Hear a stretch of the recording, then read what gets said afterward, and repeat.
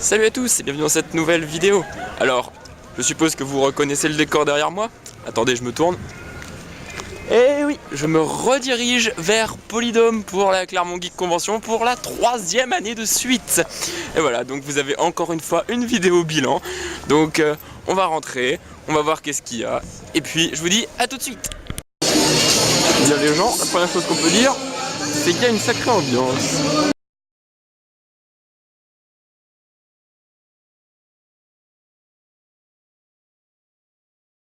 Bon les gens, Clermont Geek 3e édition, c'est parti.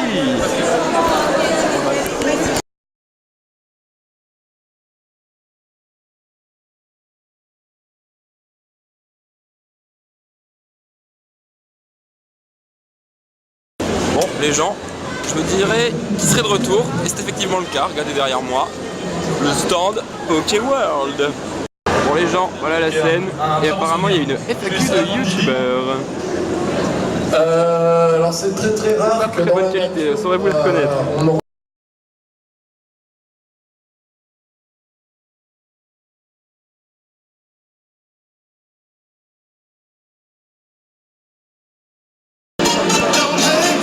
Voilà.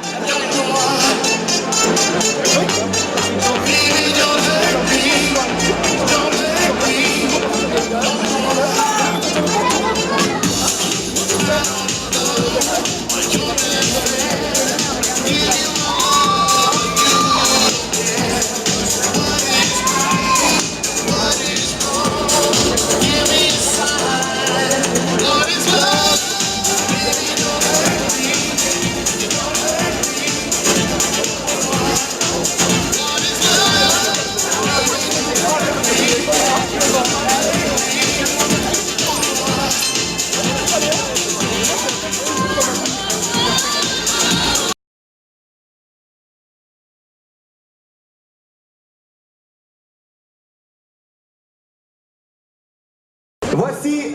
Bon voilà les gens, je suis à la On va conférence terminer Unknown par Movies. le principal, Va si vous voulez commencer. bien. Alors attention. Voici Gidias.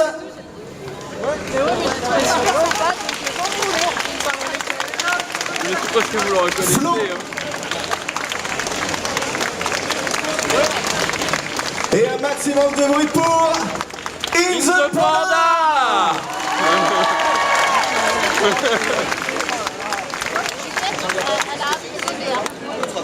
Allez, la conférence va commencer. Bonjour.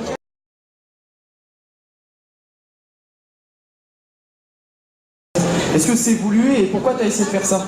Non. D'accord, super. Aussi, Non, pour te répondre vite, j'ai un dossier sur mon ordinateur avec 70 films dont j'aimerais parler. Et en fait, j'ai pris les 70, j'ai maté les 70 et j'en ai gardé 8. Le résultat, ce qu'il a fait, c'est qu'il a réalisé un truc qui s'appelle La Maison des Mille Morts, qui est un film d'horreur ultra série B avec des mecs qui débarquent dans une baraque pendant Halloween et qui se font massacrer. Et après, on lui a dit hey, c'était trop bien ton film, c'était vachement violent et il y a eu un peu de public, ça te dirait de faire une suite? Il a fait ok, sauf que dans ma suite, qui s'appelle The Devil Reject, comme quoi on y revient, et ben dans The Devil Reject, en fait, les méchants du premier film deviennent les héros. Et en fait, tout le film traite de comment mettre des serial killers qu'on a vu trucider des gens de manière la plus dégueulasse possible en tant que héros et avoir un attachement vis-à-vis d'eux alors que quand même ils butent des gens. Et j'ai trouvé ce film ultra fascinant, c'est mon film d'horreur préféré, c'est plus un road movie qu'un film d'horreur, un peu comme Logan est plus un road movie qu'un film de super-héros. Et je vous encourage à voir ce Devil Reject parce que c'est ce qui m'a donné envie de faire de movies.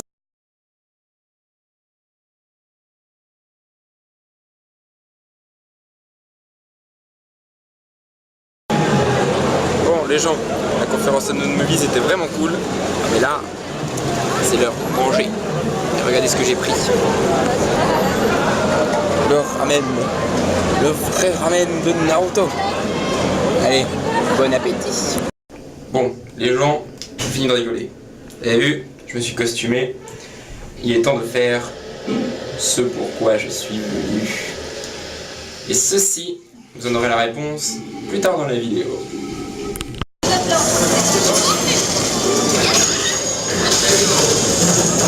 C'était pas mal du tout, on a même sorti la batterie, gars. Est-ce qu'il n'y a pas une fille parmi vous?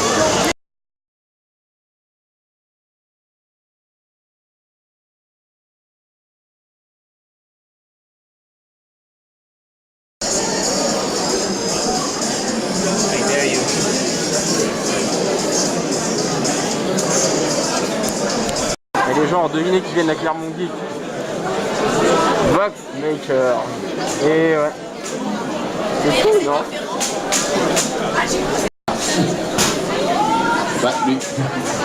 Choqué. Ah oui. On en parlait il n'y a même pas 15 secondes. Trop tard, t'as dit le bocal de feu, tu devrais avoir honte. Voilà.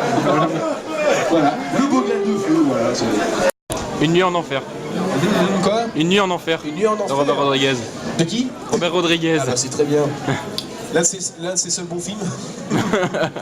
Ah, non, je rigole. Une nuit en enfer, qui connaît, tiens? De nom. Ah bah tiens, je mets déjà le suivant. Une nuit en enfer, c'est pour ceux qui ne connaîtraient pas, c'est avec George Clooney. Attends, après, on attend un petit peu. C'est avec George Clooney et Quentin Tarantino qui jouent en fait des malfrats qui sont poursuivis par les flics et qui essayent de rejoindre la frontière mexicaine.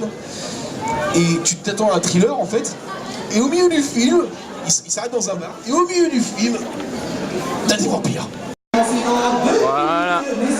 Les gens, nous sommes au spectacle de Voxmakers. N'ayez pas peur, on revient à l'internet. Je sais pas ce que ça va donner, c'est la première fois que je le vois, on verra bien.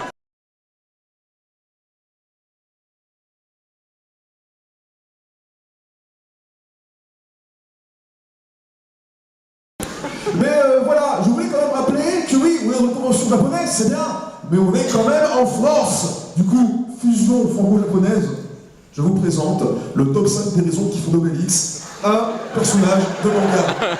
Voilà. Oh. Je vous dis même plus, un grand héros de manga, au même titre que Sam.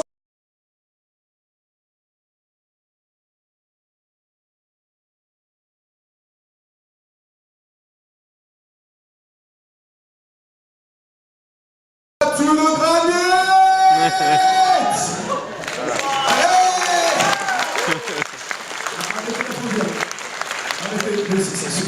J'ai dit que c'était une super consommation, pas que c'était une bonne super consommation.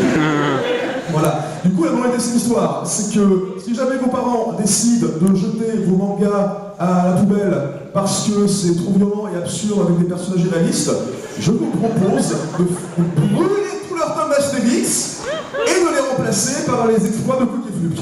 Je sais pas si je dois continuer la troisième là, parce qu'au vu de la qualité du machin là. Mais enfin, ensuite nous avons l'éducation vue par le 21e siècle, ou c'est le 19e, je sais plus. Voilà, où on enfonce littéralement les bouquins dans la tronche de l'embombard. Donc du coup le prof là il sert plus à rien. Ah oui, son boulot c'est d'éduquer, vu qu'il suffit de mettre un bouquin dans la gueule des gosses, voilà, il sert plus à rien. Et le gosse là, je suppose que c'est un gosse de pauvre, voilà, il a pas pour l'éducation. Et dans l'image suivante, nous avons un petit peu le problème un petit peu similaire, voilà, la femme de ménage automatique, rendant donc la femme de ménage humaine inutile. Voilà, apparemment dans ce futur-là, ils n'avaient pas pensé au chômage. Et nous allons finir notre petit voyage dans ce futur magnifique avec la seule invention qui a fini par voir le jour, la caravane et ses gitans. Ouais, triste bilan tout ça, hein. Enfin, tout ça pour dire que si jamais vous croisez un petit rigolo qui critique Retour vers le futur 2 parce que c'est pas réaliste, leur vision du futur, montrez-leur ça pour leur faire fermer leur gueule.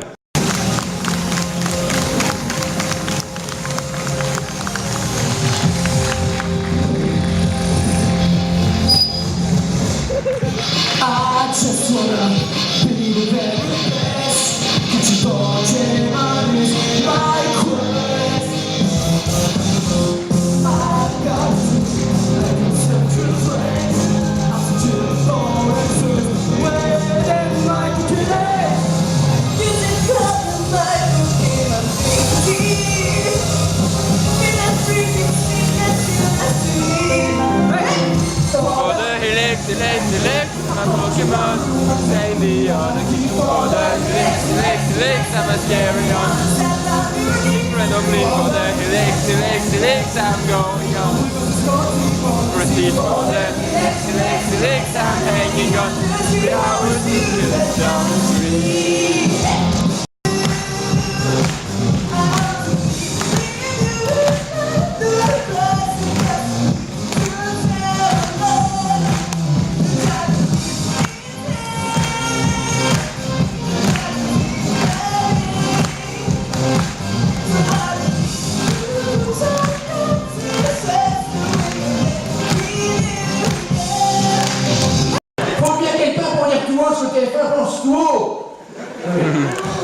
Un jeu vidéo, c'est quoi? Mais je vais vous dire ce que c'est. Un jeu vidéo, c'est du sexe. C'est de l'endettement. C'est du cogolisme. T'as bien fait d'ouvrir, tiens. Et bien sûr, de l'arcade.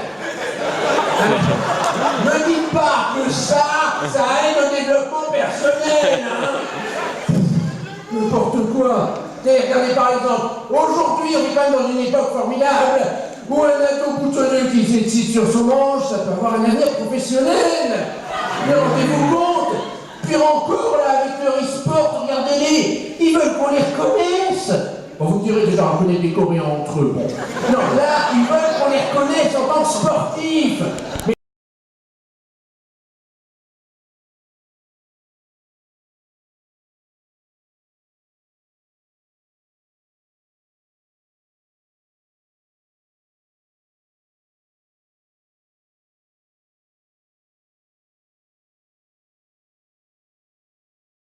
Les gens, MJ réfléchit à son film d'horreur préféré. Voilà, mon film d'horreur préféré. Ah oui, oui.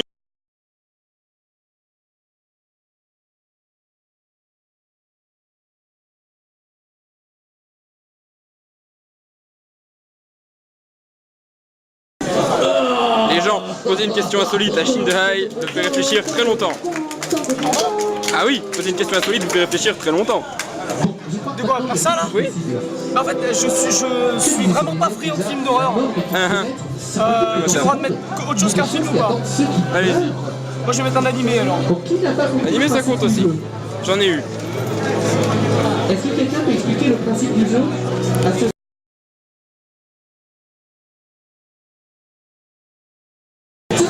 C'est quoi de Logan? Alors, il est très bon, c'est juste que peut-être que les bandes annonces sont un peu trop hypées. Les bandes annonces avaient de la gueule. Les bandes annonces avaient de la gueule. Parce que sinon, c'est un très bon film qui conclut comme il faut le personnage de Logan, c'est juste. La bande annonce est meilleure. Les bandes annonces c'est meilleur que le film. D'accord. D'ailleurs, dans ta critique les spoilers de Once Upon a Time, tu fais un petit aparté sur le monde fantastique d'Oz. Et tu dis ce que t'en penses. Bah moi je pense exactement la même chose de Scream 4. Le film est génial et largement sous-estimé. Ouais, mais le monde fantastique 2, encore plus. Non, parce que Scream 4, eh ben, c'est celui qui se rapproche le mieux de l'esprit de l'original. Et en plus il arrive à se détacher des codes. Et en plus il prend pour partie de faire des remakes. L'original déjà était pas super de base. Ouais.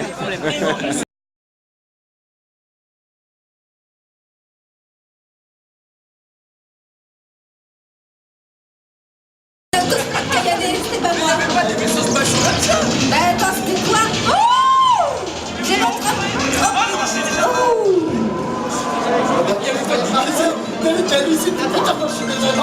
C'est pas possible. Allez, attention. T'es sûr que c'était Kayane? Mais c'était pas le même moment. Ah, c'était sur Messenger peut-être, non? Mais c'est vrai que tu peux pas passer, tu peux pas. Cayenne ne serait pas invincible à Bomberman. Ou alors on a joué à ça. Les gens, un dernier free hug avant de sortir.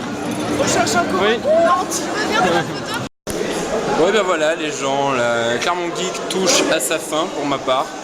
Et je peux vous dire que c'était des trois, peut-être la meilleure. Ouais, parce que je suis resté super tard, j'ai fait beaucoup plus de trucs et du coup j'ai plus parlé aussi. Je suis plus allé vers les gens, du coup c'était vraiment pas mal. Du coup on se retrouve tout de suite pour le débriefing de ce que j'ai acheté. Et bien voilà les gens, nous revoilà pour le débriefing de la convention, de toutes mes dédicaces et de tout ce que j'ai pu acheter. Mais avant, j'ai une petite surprise pour vous. En effet, pour ceux qui étaient sur place, si vous m'avez croisé dans le fameux costume de Ghostface que vous êtes plutôt habitué à voir sur la chaîne maintenant, eh bien, j'ai posé une question toute simple à ceux qui m'abordaient. Quel est votre film d'horreur préféré ? Comme vous pouvez le constater, j'ai eu quelques réponses. Bon, dedans il y a la mienne pour donner l'exemple. Alors, maintenant, je vais vous lire les résultats. Nous avons donc Dan, dont le film d'horreur préféré est Légion. Je connais pas, j'ai pas trouvé grand chose dessus. Marie, The Ring, je suppose le remake de Gore Verbinski. Mathieu, Conjuring, le premier je suppose.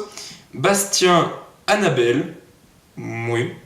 Xavier l'exorciste, Irène Alien, Michael J, oui Michael J de Voxmakers a répondu à ma question. Film d'horreur préféré, comme vous l'avez vu plus tôt, film d'horreur préféré, Bratz. Oui, voilà, ça c'est un vrai film d'horreur. Bon, en vrai, il a corrigé et a mis Evil Dead 2. Sans pseudo, qui a aussi répondu, Killer Clowns from Outer Space, ça doit être bizarre. Nathan a répondu Scream, ça fait plaisir. Elodie a répondu Tokyo Ghoul. Julie a répondu Core Party ou Carps Party, bon je sais pas.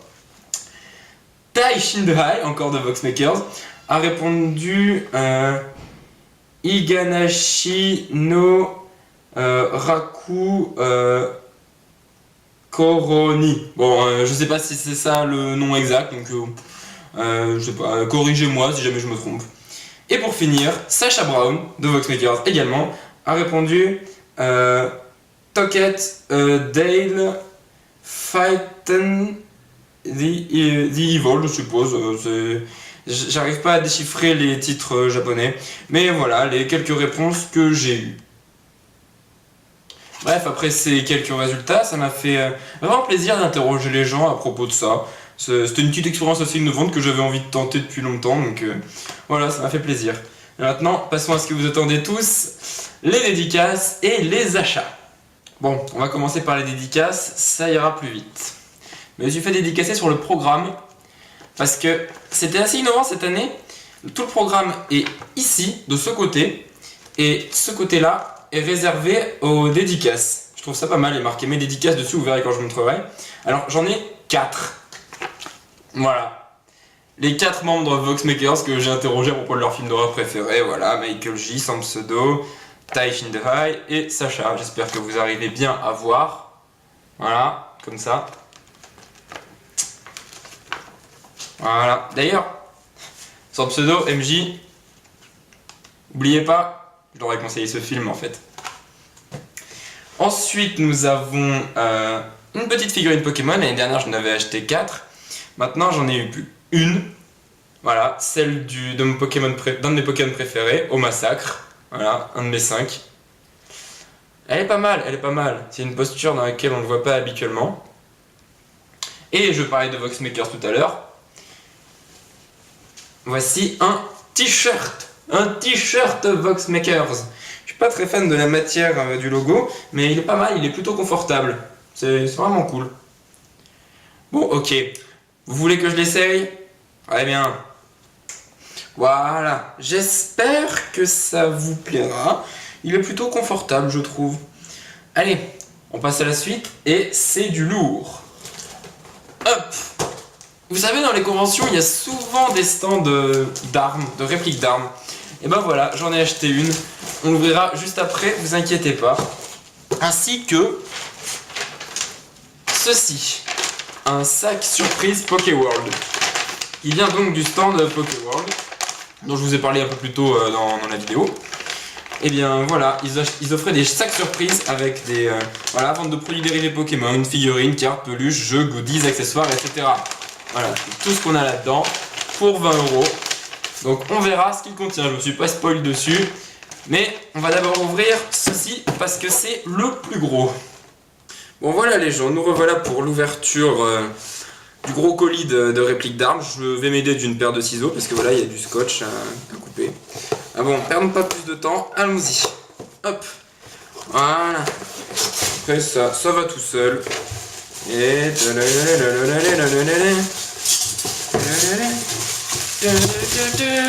la Master Sword de The Legend of Zelda. Il reste encore du plastique dessus. Voilà. Voyons. Regardez-moi ça. Elle est pas si lourde que ça. Le fourreau est vraiment très léger. Punaise. Elle est vraiment jolie, non? Et en plus, il y a la petite marque de Triforce juste ici. Je sais pas si vous voyez. Donc voilà. Elle est vraiment très très cool. Voilà, elle se range super bien. C'est génial. On passe maintenant à la suite.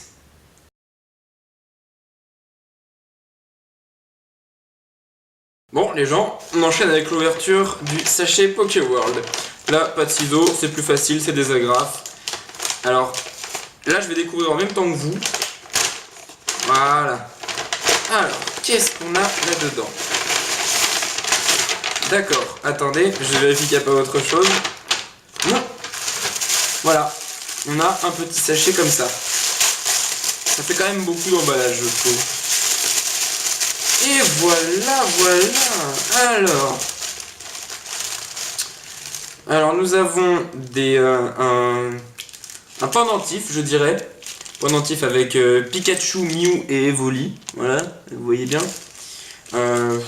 Est-ce que je l'ouvre? Pas encore, on regarde ce qu'il y a aussi.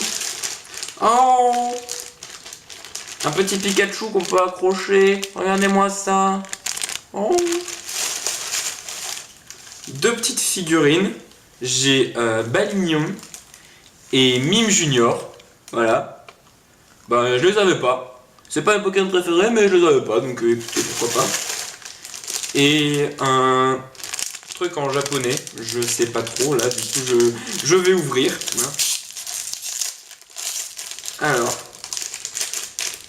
Ça a l'air d'être un truc de la nouvelle génération. Oh! C'est une sorte de magnette. C'est une magnette. En plus, c'est Mimikyu! Il est génial ce Pokémon! Attendez, j'ouvre encore. Ouais, ça m'a bien l'air d'être un magnette. Mais Mimikyu, quoi! Oh, il est trop bien! Bon, voyons le reste. Alors. Le petit Pikachu avec une pince comme ça et un élastique comme ça pour l'accrocher à peu près où on veut. Et ceci, mes amis. Hop.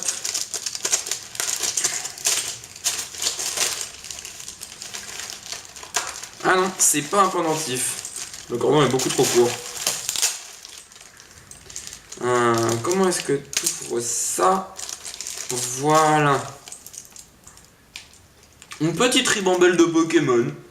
Bon, c'est pas mal. C'est pas mal, c'est plutôt original, donc je garde. Alors, voyons, récapitulons. Voilà, nous avons le petit Pikachu, le magnète Mimikyu, wow, Mime Junior et Balignon, voilà, et la petite guirlande de... pardon. de Pikachu, Mew et Evoli. Voilà, elle n'arrête pas de tomber, donc je pense que je vais couper là. J'espère que c'est pas mal pour 20 €, c'est vraiment pas mal, donc tout se pète la gueule, c'est génial, donc voilà, en gros. Bon et bien voilà les gens, c'est la fin de ce bilan de la Clermont Geek 2017. Donc ma 3e édition personnellement. Je sais pas, vu comment s'agencent mes études, si je ferai celle de l'année prochaine. Mais bon, celle-là a été vraiment géniale. Et du coup, je vous dis à la prochaine pour d'autres vidéos. Allez, bye tout le monde!